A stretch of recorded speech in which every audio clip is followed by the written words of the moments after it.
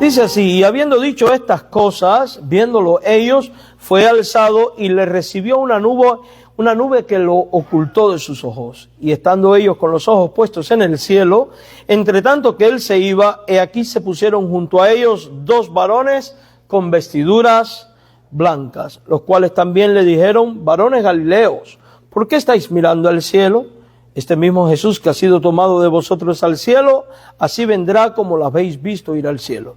Entonces volvieron a Jerusalén desde el monte que se llama del Olivar, el cual está cerca de Jerusalén, camino de un día de reposo. Y entrando subieron al aposento alto de donde moraban Pedro, Jacobo, Juan, Andrés, Felipe, Tomás, Bartolomé, Mateo, Jacobo, hijo de Alfeo, Simón el celote y Judas, hermano de Jacobo.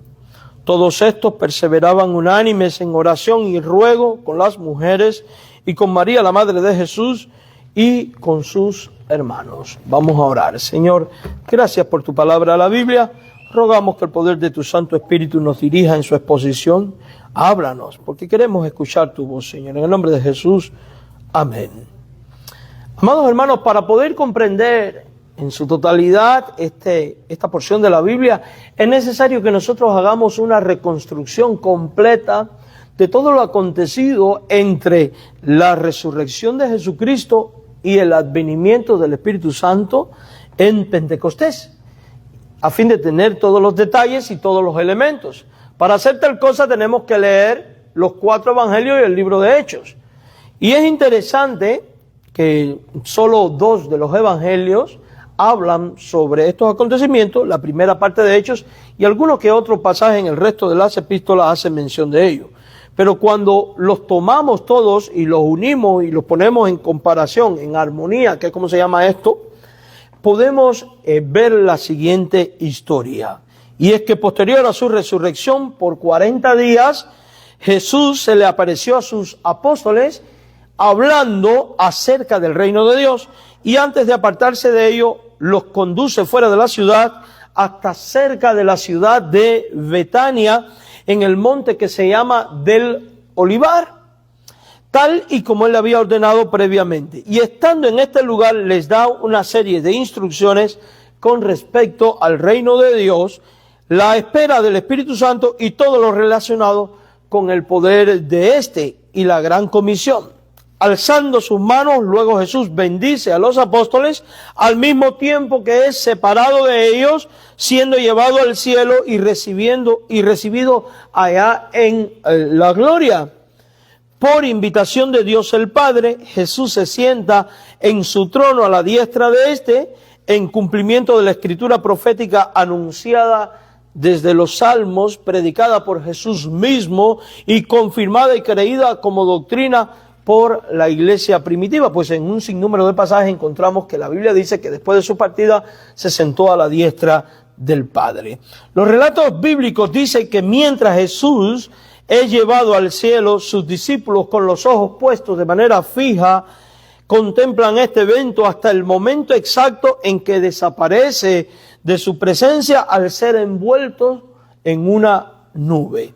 Durante la ascensión, mientras miraban al cielo, se les presentaron 2 varones con vestiduras blancas, con un mensaje en el cual primero les pregunta de una razón para estar mirando fijamente al cielo, y luego les revela la promesa donde se les declara que de la misma manera que Jesús ha sido llevado y se ha ido, así va a venir de nuevo, va a regresar. Y en algún momento, en la etapa final de la ascensión, y posterior al mensaje de los varones, o tras haber presenciado todo esto, los discípulos tuvieron un acto de adoración a Jesús y luego regresan a Jerusalén.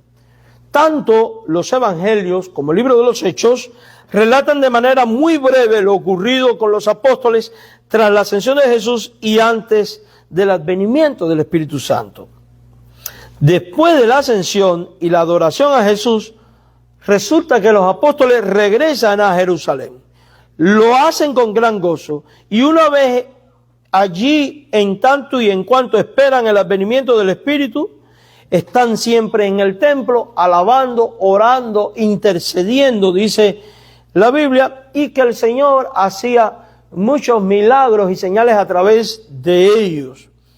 Es probable que durante este tiempo también estuvieran trabajando en asentar las bases disciplinarias, administrativas, ministeriales y de orden para la iglesia, pues después vemos a Pedro tomando la iniciativa de escudriñar la Escritura y buscar un sustituto para Judas Iscariote, y vemos a la iglesia tomando decisión en una sesión deliberativa de la cual vamos a predicar la semana que viene. El Evangelio de Marcos nos dice también que los discípulos, después de la ascensión de Jesús, salieron y predicaron por todas partes. Narra cómo la mano del Señor colaboraba con ellos y cómo lo que ellos hacían era confirmado por Dios con señales y milagros para autenticar la palabra. Y todo esto es el contexto de las cosas ocurridas entre la resurrección y el advenimiento del Espíritu Santo. Ahora, al pensar en estos pasajes de la Biblia y reflexionar en cada uno de ellos, meditar en ellos, hay una pregunta que en lo personal a mí me inquieta mucho. ¿Con qué actitud enfrentaron los apóstoles y todos los creyentes la espera del bautismo con el Espíritu Santo y a posteriori la misión que tenían por delante? ¿Qué actitudes les caracterizó? Y esto debe de hacernos pensar, porque nosotros también, aunque ya tenemos al Espíritu Santo, lo cierto es que tenemos una misión por delante. Una misión que ejecutar en nombre de Dios, con la misma autoridad de Dios y con el mismo poder del mismo Espíritu Santo. Una misión que también está encaminada en atender a nuestra ciudad, a nuestro estado, a nuestro país y hasta lo último de la tierra. Pero ¿con qué actitud hemos de enfrentar la misión? Porque, amados hermanos, el cristianismo está lleno de actitudes. El cristianismo no es una religión como las paganas, donde el creyente vive desconectado de un concepto de santidad y de moralidad y de principios rectores para la vida misional y espiritual en su relación con su divinidad. Dios ha dicho, porque yo soy santo, ustedes sean santos. Dios ha dado directrices de qué actitudes deben de estar presentes en nuestra vida para enfrentar la misión.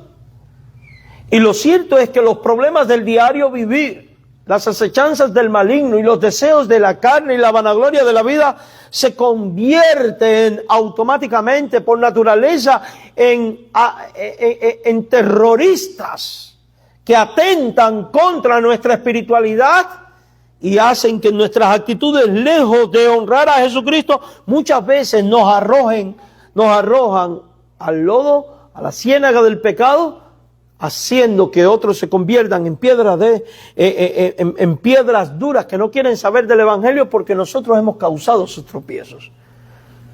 Por tanto, algo tiene que cambiar, algo tiene que ser diferente en ti y en mí, y es que hemos de enfrentar la misión que Dios nos ha dado con las actitudes propias del pueblo de Dios. Un pueblo en misión, un pueblo en campaña, de un pueblo que vive para la honra de Dios, en un pueblo que entiende que lo que está haciendo es una batalla espiritual, que lo que está haciendo es la misión de Dios, que entiende que esto es un trabajo de lo alto, que entiende que esto es un trabajo espiritual, que entiende que estamos yendo a las bocas mismas del león rugiente para arrancar de sus fauces a aquellos que casi están siendo devorados con el Evangelio de Jesucristo, arrancárselo de la boca de Satanás. Por eso es que el reino es para los valientes y los valientes lo arrebatan.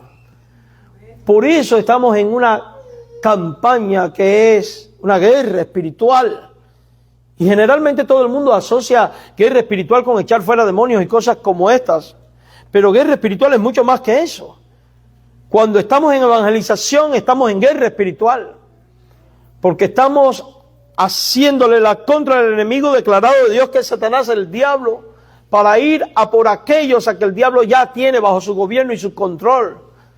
Y nos atrevemos a ir porque el Señor ha dicho id, y nos atrevemos a ir porque tenemos la compañía del Señor, y nos atrevemos a ir porque el Espíritu Santo está con nosotros, y nos atrevemos a ir porque sabemos que tenemos un Dios de poder, un Dios que sana, un Dios que libera, un Dios que rompe cadenas, un Dios que transforma vidas, un Dios que hace nuevas todas las cosas y que puede hacerlas.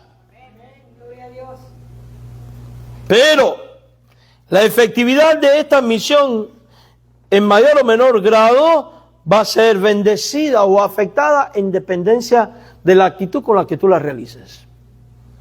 Entonces yo me pregunto, ¿cuál fue la actitud de los discípulos? Y hacemos bien en venir al libro de los Hechos y a los 4 evangelios, y vamos a estar yendo entre Marcos, Lucas y Hechos, para ver cuáles fueron las actitudes mientras esperaban, mientras se prepararon para ir. E identificar a estas actitudes no con el propósito de tener mayor conocimiento de cómo se comportaban los apóstoles, sino para ver cómo se comportaban ellos y poder identificar el cómo Dios quiere que tú y yo nos comportemos. Cómo Dios quiere que tú y yo llevemos estos principios bíblicos a nuestro diario vivir. Entonces, al leer los evangelios junto con Hechos y hacer una reconstrucción de toda la historia, descubriremos que ellos enfrentaron la espera del Espíritu Santo y la misión que tenían por delante, en primer lugar, con una actitud piadosa. Y es que un cristiano debe de ser piadoso, practicar la piedad, vivir la piedad. ¿Y qué es ser piadoso? Es vivir conforme a los principios, normas y prácticas propias del Evangelio, en una actitud de santidad. Veamos en qué consistía la piedad de ellos. Primero que todo, adorando a Jesús, reconociéndole a Él como Dios, Señor y Rey.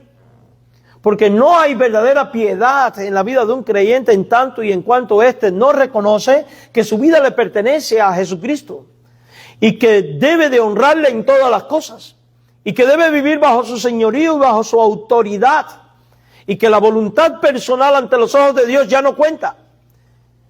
Y el hecho de que ya no cuenta no se convierte en un obstáculo para el creyente, sino en una bendición. Porque entiende que la voluntad de Dios es mejor que la nuestra, que el consejo de Dios es superior al nuestro, que la sabiduría de Dios es mejor que la nuestra, que lo que Dios planifica, traza y quiere para ti y para mí es mejor que lo que planificamos, trazamos y queremos tú y yo. Y como sabemos que los que aman a Dios todas las cosas le ayudan a bien, pues entonces, a imitación de Jesús, un discípulo piadoso es aquel que le dice, no se haga mi voluntad, sino la tuya. Y hace todos los ajustes que tenga que hacer y se humilla delante de ese Dios glorioso, reconociéndole como Dios, como Señor y como Rey. Eso fue lo que hicieron los apóstoles. La Biblia dice que en tanto que Jesús siendo llevado al cielo, mientras bendecía a los apóstoles, los discípulos se le adoraron. Vaya por favor conmigo a Lucas 24, sin dejar Hechos, vamos a volver aquí, Lucas 24, al versículo 51 y 52, y comprobará usted lo que yo le estoy diciendo. Me van a disculpar si estoy un poco torpe, esta Biblia aún es nueva, mi Biblia vieja me la están reparando en México, no ha llegado, ya está en camino.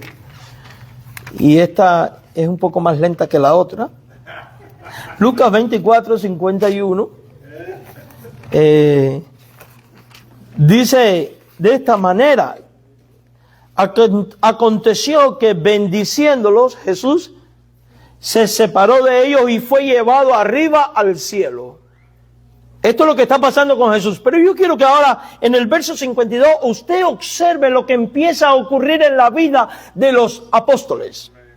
Ellos después de haberle ¿qué? O sea que hicieron un acto de... La palabra adorar tiene su origen en la palabra griega proskuneo, que significa postrarse ante. ¿Sabe qué es lo que estaba pasando? Que mientras Jesús estaba declarando sus últimas bendiciones, siendo llevado al cielo, ellos se postraron en tierra y probablemente pegaron hasta la frente contra el suelo. Eso es lo que significa. Y es un acto de adoración sin hablar absolutamente nada. Lo cual es un acto también de humillación y un acto de reconocimiento de la deidad, poder y señorío de este que les estaba bendiciendo y que les había dicho: ir por todo el mundo y predicar mi evangelio. No se vayan de Jerusalén, espere a que venga el Espíritu Santo. Ningún judío, como eran esta gente, fiel a su ley, se hubiera atrevido jamás a postrarse de esta manera delante de otro si no reconociera que fuera Dios. Por tanto, ¿por qué adorar a Jesús? ¿Y por qué humillarse ante Jesús? ¿Y por qué rendirle el control de nuestra vida a Jesús? Porque Jesús es Dios. Es el Señor de la misión. Es el dueño de la misión. Es el autor de la misión. Es el empoderador de la misión.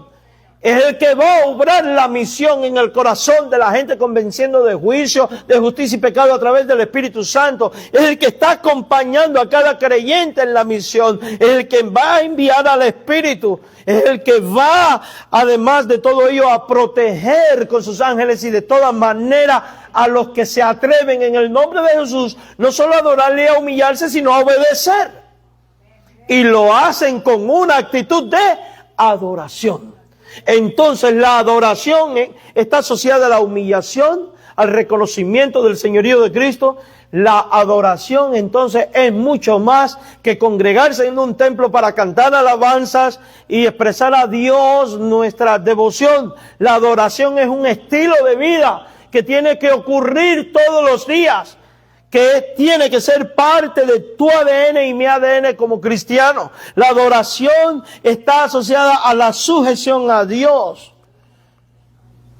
Mis queridos hermanos, mientras Jesús era llevado al cielo y expresaba sus bendiciones, los creyentes se postraban. Y te pregunto, ¿te postras tú delante de tu Dios? ¿Te humillas delante de tu Dios?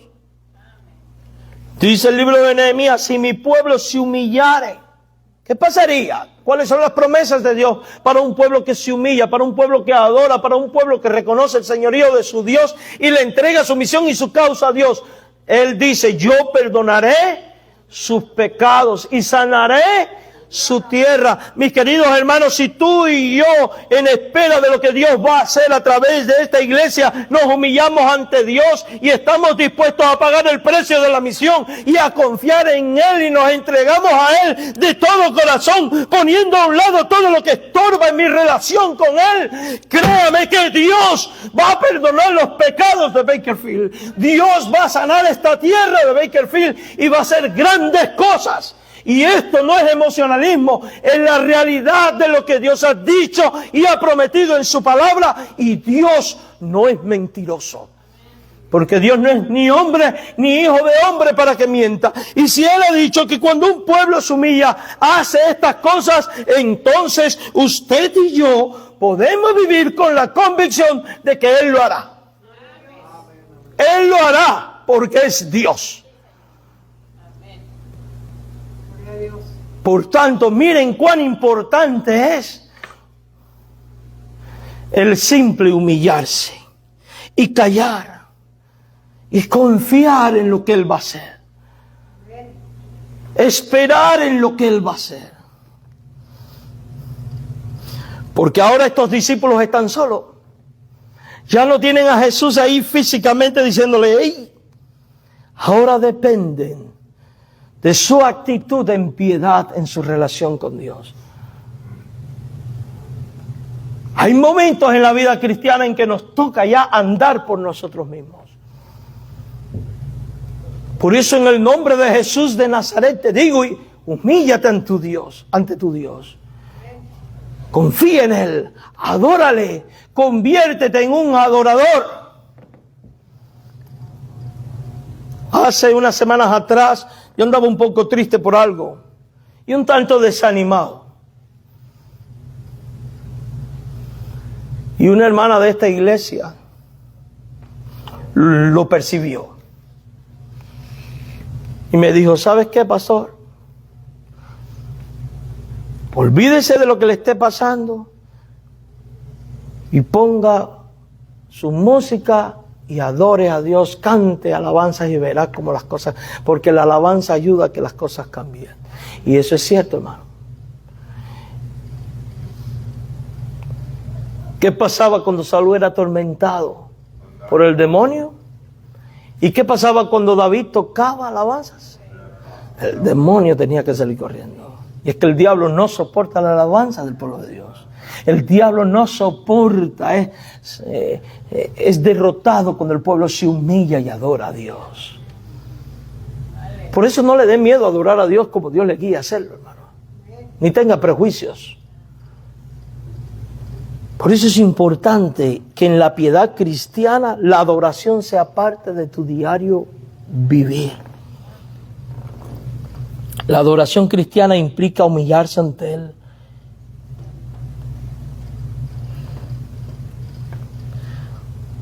En segundo lugar, mira el verso 53 de Lucas. Después dice, volvieron a Jerusalén con gran gozo, el 52, ¿verdad? Después de haberle adorado. ¿Y qué pasó con los apóstoles? Estaban siempre en el templo. Recordamos que para este tiempo estaba el templo de Jerusalén, el lugar que era el centro de adoración y oración por excelencia del judaísmo. Y estaban siempre en el templo. Y a diferencia de muchos que habían ido a vender al templo y a comprar, a diferencia de muchos que habían ido a la hipocresía de darse golpes de pecho delante de todo el mundo, como los publicanos, como los fariseos, y a diferencia de los hipócritas religiosos que estiraban sus vestiduras y alzaban las manos delante de la gente para ser vistos, o hacían sonar su ofrenda de manera dura, todas estas cosas que Jesús censuró, a diferencia de todo ello, que eran actos religiosos carnales, los apóstoles que hicieron, como un acto de piedad, estaban siempre en el templo, alabando a Dios. Entonces, una segunda actitud que forma parte, un segundo elemento que forma parte de una actitud de piedad en un cristiano es la alabanza. Un hijo de Dios, un creyente piadoso, es un creyente que alaba a su Dios, que vive para alabar a Jesucristo en todo tiempo. Al estilo de Job, que cuando Dios le quitó todo, hasta sus hijos, y no era uno solo, este hombre es capaz de levantarse y decir, Jehová dio, Jehová quitó, sea el nombre de Jehová bendito. ¿Quién puede hacer eso? Solo un hombre piadoso que se ha rendido a su Señor y que entiende que en lo bueno y en lo malo Dios merece toda la alabanza porque Él sabe lo que hace. Entonces un creyente piadoso es un creyente que alaba a Dios en su casa o templo. La palabra alabado tiene su origen en el vocablo griego aineo, que significa alabanza. Esta palabra en el Nuevo Testamento se refiere a la gozosa alabanza a Dios en himnos y también en oraciones, porque la oración es parte de la alabanza. O sea que cuando usted expresa a Dios su alabanza, la puede expresar cantando un himno o por medio de su oración. Entonces, implícitamente, un creyente piadoso es aquel que alaba a Dios por medio del canto y por medio de la oración. De la oración donde con sus labios usted le expresa a Dios su alabanza. Te alabo por, te exalto por. Por eso, mis queridos hermanos, a imitación de estos apóstoles piadosos, preparándonos para la misión que tenemos por delante, debemos de venir siempre a la casa de Dios. Note que ellos estaban siempre en la casa de Dios. Y aunque hay alabanza personal, también hay alabanza corporativa. Y el deseo de Dios es que como un solo pueblo estemos siempre unidos y juntos alabando a Dios. Y que a la casa de Dios se viene no a socializar, sino a alabar a Dios. No a comer pan terrenal, independientemente de que después podamos tener comunión, sino principalmente a alimentarnos del pan del celestial, por medio de la predicación. Que a la casa de Dios no venimos a exhibir modas, ni venimos a exhibirnos a nosotros mismos, sino que venimos a alabar a Dios. A la casa de Dios no venimos a crear alianzas o negocios o buscar intereses compartidos, como comunidad, o a dar solución a problemas de comunidad, independientemente de que el Evangelio provee soluciones. La razón principal por la que un creyente piadoso viene a la casa de Dios y por la que un cristiano ha de venir a la casa de Dios es para alabar su nombre. Eso hacían estos creyentes. Entonces, ¿se da cuenta de algo? No hay misión sin alabanza. No hay misión sin adoración a Dios. No hay misión sin oración. Todo está conectado. Y el uno forma parte del otro. Los apóstoles y discípulos de Cristo se dedicaron a alabar a Dios por medio del canto y por medio de las oraciones. Y esta alabanza en la vida de la iglesia se registran, por ejemplo, hechas por individuos, o sea, de forma personal. Si usted va al libro de los Hechos nuevamente, porque hay una alabanza que es muy personal, que es suya de usted, y que tiene que ser parte de su vida. Hechos 3, 8 al 9. Saltando se puso en pie y anduvo, entró con ellos en el templo andando y saltando y alabando a Dios, y todo el pueblo le vio andar y alabar a Dios. Y note que el único que estaba saltando era este hombre. El resto no estaba saltando. Y todo el pueblo le vio andar y alabar a Dios. Y le reconocían que era el que se sentaba a pedir limosna a la puerta del templo, la hermosa, y se llenaron de asombro y espanto por lo que le había sucedido. Y yo me pregunto, ¿nos escandalizaríamos nosotros si alguien producto de su alabanza empieza a saltar aquí? Les garantizo que sí. Y enseguida empezaríamos a decir, aquí somos bautistas y los bautistas no brincamos. Pero es que no se trata de ser bautista. Se trata que si Dios te guía a la alabanza por haber hecho una obra extraordinaria en tu vida, nadie puede juzgar ese acto de alabanza. Eso es algo muy personal. Por eso, aunque estamos en grupo, cuando empieza el momento de la alabanza, no permita nunca que nada ni nadie, porque el diablo va a querer quitar la alabanza de su vida, le robe ese tiempo que es a solas con su Dios. No es el relajo de todo el mundo brincando tampoco, pero lo que estamos hablando son de expresiones de alabanza.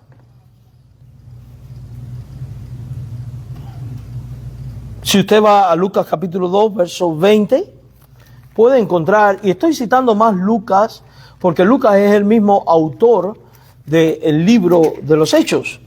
Lucas capítulo 2, en el versículo 20, puede ver esta alabanza.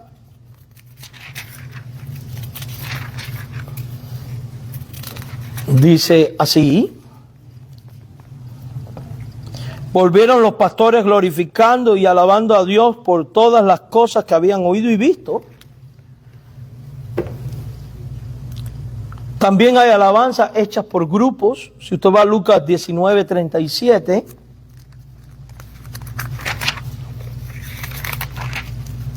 usted se encuentra que el Evangelio ahí registra y dice: cuando llegaban ya cerca de la bajada del monte de los olivos, toda la multitud de los discípulos, ¿qué pasó con ellos? Dice, gozándose, comenzó a alabar a Dios a grandes voces por todas las maravillas que habían visto. Todo el mundo fue tocado por la gracia de Dios y todo el mundo empezó a ¿qué? A alabar a Dios. Y entonces dice que ahí se apareció un diácono y dijo: hermanos, estamos en la casa de Dios, reverencia, y vamos a cantar más bajito. ¿Qué pasó? Que porque Dios había hecho grandes maravillas a grandes voces. El cristiano no es para estar triste y amargado ahí. Santo, santo, santo. No, a grandes voces. Santo, santo, santo. No importa que cante mal. Porque esa alabanza llega ante el trono de la gracia cuando usted la hace de todo corazón como voz de ángel. A Dios le gusta el pueblo que alaba a grandes voces. La Biblia dice: todo lo que respire, alabe a Jehová. Y si toda la creación es invitada a alabar a Jehová y usted y yo tenemos conciencia de todo lo que Cristo ha hecho en nuestra vida, entonces ¿cómo no alabarle a grandes voces? Aunque se acabe su voz, no importa. Teníamos una hermana en una iglesia donde fui misionero en mi país. No voy a decir el nombre porque ella me ve por internet. Yo le decía, hermana, usted tiene el don de cambiar letras, música, melodía y ritmo. Cuando ella cantaba, cantaba voz en cuello y se llevaba a toda la congregación. Pero ¿saben qué?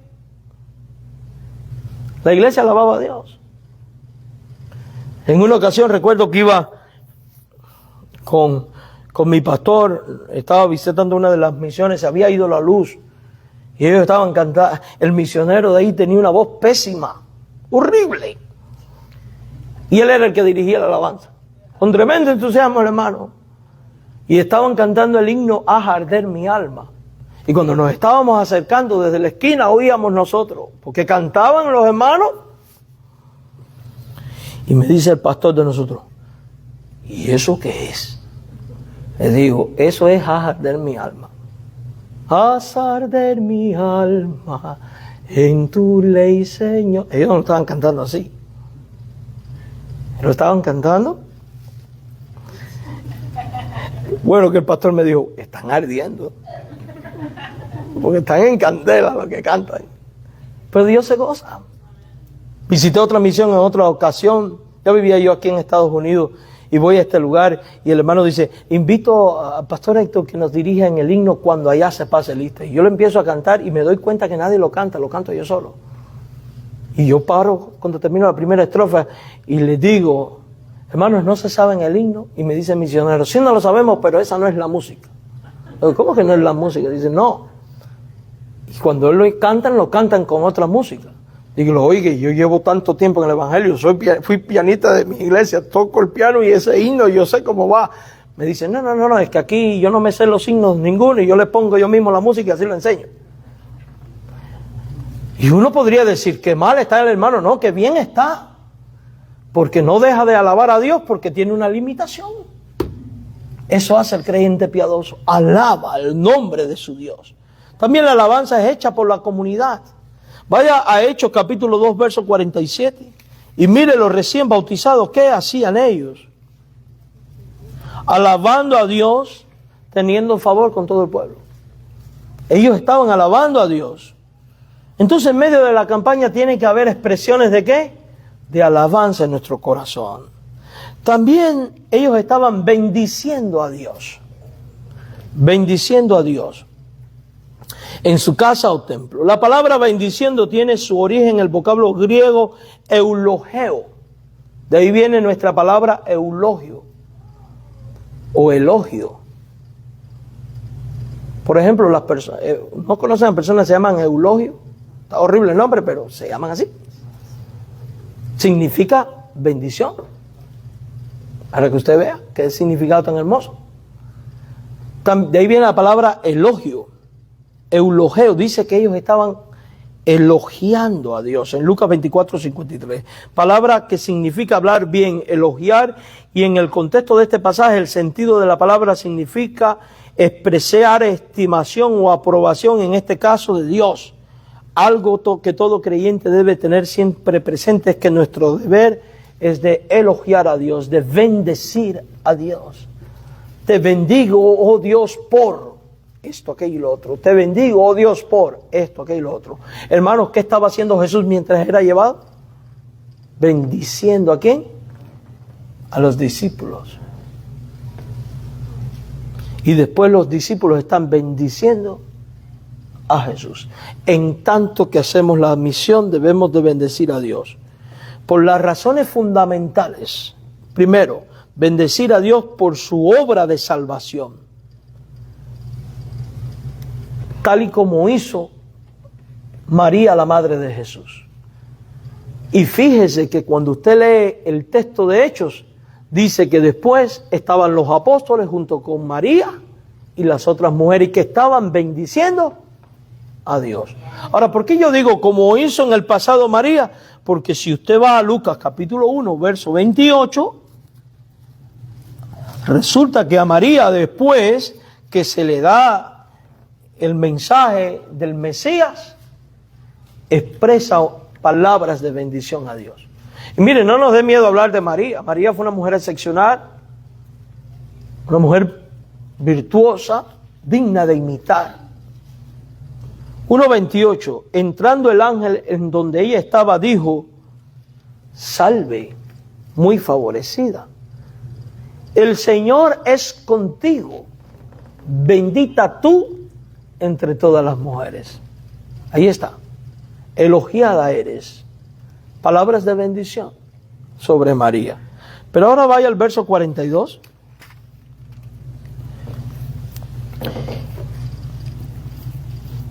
Y miren lo que dice la esposa de Zacarías a María. Y exclamó a gran voz y dijo: bendita tú entre las mujeres y bendito es el fruto de tu vientre. Bendecir a alguien a través de palabras de elogio, de alabanza a Dios, es parte de la piedad cristiana. Y qué triste es que la mayoría de las veces nuestros labios casi siempre se abren o para el chisme, o la murmuración, o la calumnia, o proferir maldiciones. Y qué lentos somos para proferir bendiciones. ¿Puede un cristiano decir bendito el hermano tal, la hermana tal, porque fue de bendición de Dios a mi vida? Claro. Esto es lo que está pasando. Esto no es un acto de adoración, es un acto de bendición. Yo bendigo el nombre de Dios por la esposa que me dio. Yo bendigo el nombre de mi Dios por los hijos que tengo. Bendigo el nombre de Dios por mi iglesia. Bendigo el nombre de Dios por mis hermanos. Bendigo el nombre de Dios por las personas que me ayudaron a formarme en mi vida espiritual. Tengo una foto de un grupo de mujeres de mi iglesia que la tengo siempre en mi teléfono. Y continuamente alabo el nombre de Dios por ellas. Porque fueron bendición a mi vida. Porque eso es lo que debemos de ser uno para con el otro. Objetos de bendición.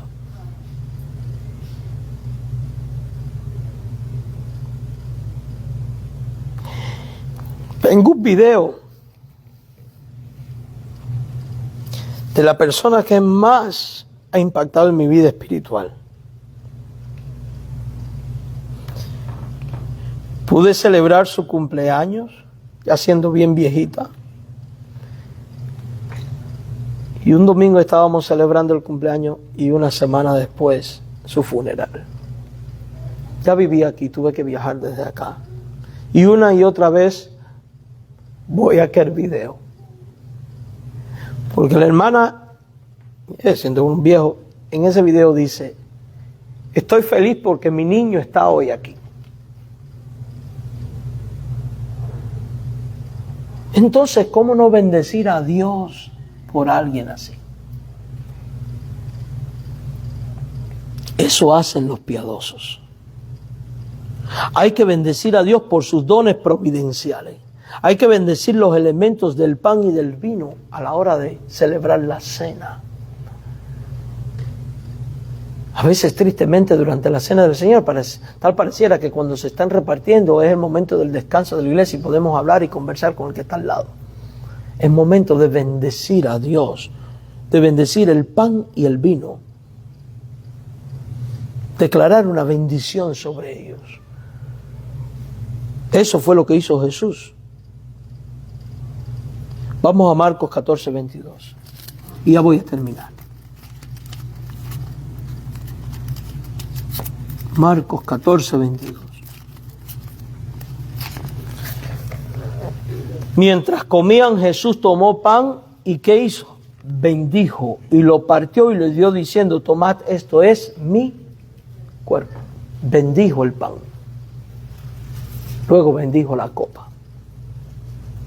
Y si esto nos recuerda el sacrificio de Cristo, ¿cómo no bendecir los símbolos que nos recuerdan la obra de amor más grande hecha jamás por parte de Dios para contigo y para conmigo? Al bendecir las ofrendas que traemos para el sostenimiento de la iglesia y de los santos, también nos comportamos como piadosos. Tampoco el momento de ofrendar es un tiempo de recreo, es el tiempo de estar bendiciendo a Dios, porque te ha provisto. Bendiciendo la ofrenda, rogándole a Dios que la use para su gloria y su obra. Quiero que vaya a 1 Corintios 14, 16, porque a mí no me gusta decir nada sin que sea comprobado por la Biblia. Y aquí usa una palabra que es sinónimo de la que estamos estudiando, o sea, de la palabra eulogeo. 1 Corintios 14, 16. Y habla de la actitud a la hora de ofrendar.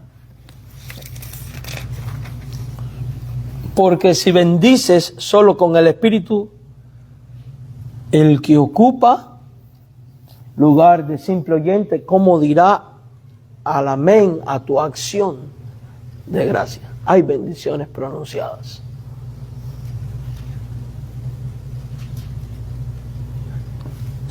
Grupos satánicos de estos tiempos, de anticristo, ¿qué le están enseñando a la gente?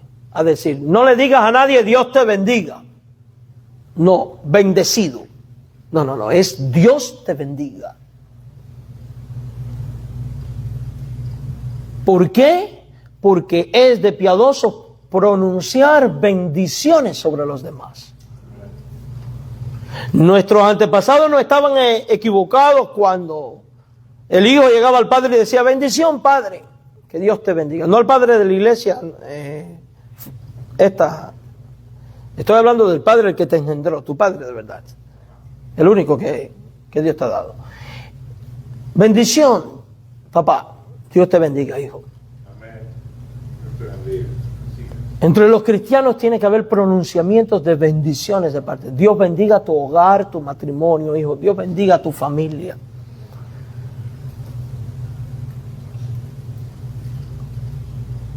Dios bendiga a este pueblo.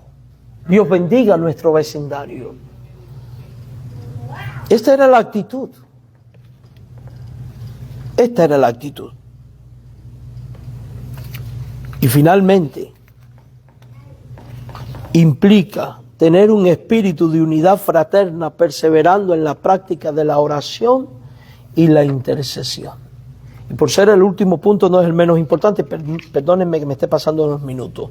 Hechos 1:14, todos estos perseveraban unánimes, y miren la palabra perseverar, no dejaban de orar, unánimes, el sentido que debía tener, en unidad, en oración y ruego con las mujeres y con María. Un espíritu de unidad fraterna perseveraban en la práctica de oración y de la intercesión. Ellos estaban unánimes, palabra que proviene del vocablo griego homotimadon y significa con la misma mentalidad. No habían dos mentalidades en la iglesia. La misma mentalidad. Una iglesia piadosa que se enfrenta a la misión que tiene por delante tiene que tener una misma mentalidad. Por tanto, el individualismo queda excluido. La anarquía queda excluida. La prepotencia queda excluida. Y cada uno, bajo la dirección del Señor, debe de ser artífice, autor y buscador de esta misma mentalidad. Y romper con aquello que pueda atentar contra ella. Y hacer el esfuerzo que se haya necesario hacer y los cambios que sean necesarios hacer para ser de una misma mentalidad. Vamos a ver el uso de esta palabra en el resto del libro de los Hechos. Si usted va al capítulo 4, verso 34, dice allí la Biblia, así que no habéis entre ellos ningún necesitado, porque todos los que poseían heredades o casas las vendían y traían el precio de lo vendido. Había unidad. O sea, la misma mentalidad de ayudar a los necesitados. Vamos al capítulo 7, verso 54. Todo esto en Hechos. Mire lo que dice ahí la Biblia, hermanos. 7:54. Oyendo estas cosas se enfurecían en sus corazones y crujían los dientes contra él. Pero Esteban, lleno del Espíritu, puestos los ojos, y aunque estaban crujiendo contra él, seguía unido a los demás siervos de Dios en hacer la voluntad de Dios a la manera de Dios, predicando el evangelio de nuestro Dios. También le invito ahora al capítulo 12, versículo 20. Capítulo 12, versículo 20 de Hechos. Y Herodes estaba enojado contra los de Tiro y de Sidón, pero ellos vinieron de acuerdo ante él, sobornando Blasto, sobornando Blasto, que era camarero. Y esta frase, vinieron de acuerdo, es la misma palabra para unidad. O sea que unidad implica estar puestos de acuerdo. Así se utiliza en la Biblia. Capítulo 15, verso 25. 15, verso 25. Mostrándonos que los creyentes tienen que estar puestos de acuerdo. Nos ha parecido bien, habiendo llegado a un acuerdo, elegir varones. En una sesión administrativa los creyentes tienen que estar puestos de acuerdo, tener una misma mentalidad. El sentido de esta palabra es el de ser como iglesia de una misma mente, sin disenso, o sea, ser resueltos. Ellos estaban unánimes, también perseverando en la oración. De la palabra preseuché, se utiliza para hablar de la oración en el lugar de oración. Lugar de oración también. La palabra orar y lugar de oración son sinónimos. Por tanto, los creyentes perseveran y se ponen de acuerdo para orar en todo tiempo. ¿Y orar qué? Juntos. Y es lo que pasa en Hechos. Y antes del Espíritu estaban unidos orando. También dice con ruegos. O sea, con deesis en griego. Oración, rogar, rogativa. Es una rogativa más intensa. No es la oración esta simplista de bendice, Señor, a nuestro pueblo y que te conozcan. No. Es una intercesión llorando porque el pueblo está atado por el pecado. Es una intercesión gimiendo e implorando, humillado ante Dios, que traiga liberación porque el pueblo está perdido. En el caso cuando usted ora por un perdido. Es una oración más profunda. El sentido del Nuevo Testamento, según el contexto de ruego, es suplicar o buscar. Significa pedir por favor. Porque esta palabra, o sea, la palabra de esis está muy asociada siempre con deomai o no. O sea, suplicar como diciéndole, por favor, oh Dios. Lo cual implica una profundidad en el alma. Un sentido más completo se da cuando a Jesús se le hace peticiones de ayuda o de curación. Te ruego, oh Señor, sáname. ¿Qué quieres? Que recobre mi vista.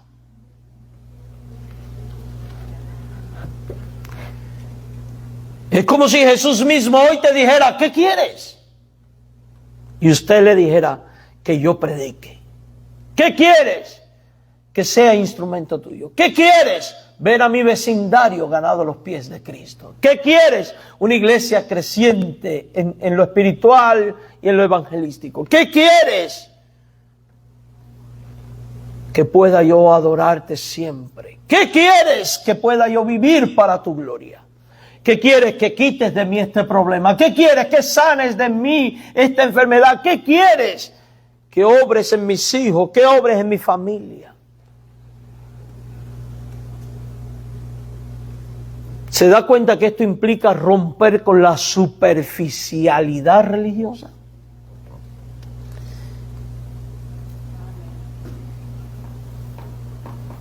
Por tanto,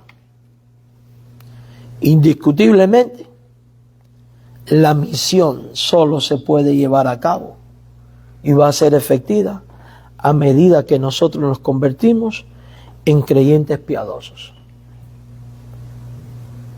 que adoran, que alaban, que oran, que perseveran, que viven en unidad. Tengamos estas actitudes y veremos la gloria de Dios y su mano manifestarse en nosotros como creyentes y como iglesia. Pasemos esto por alto y pronto Dios estará quitando el candelero y cerrando este lugar. Señor, ayúdanos en nuestras miserias espirituales y en nuestras necesidades. Ayúdanos a vivir para ti, conforme al modelo de Jesucristo. Tú conoces nuestras batallas y aquellas cosas que nos afectan y que muchas veces nos separan de ti. Perdona nuestras imperfecciones, oh Dios, y ayúdanos a crecer en la piedad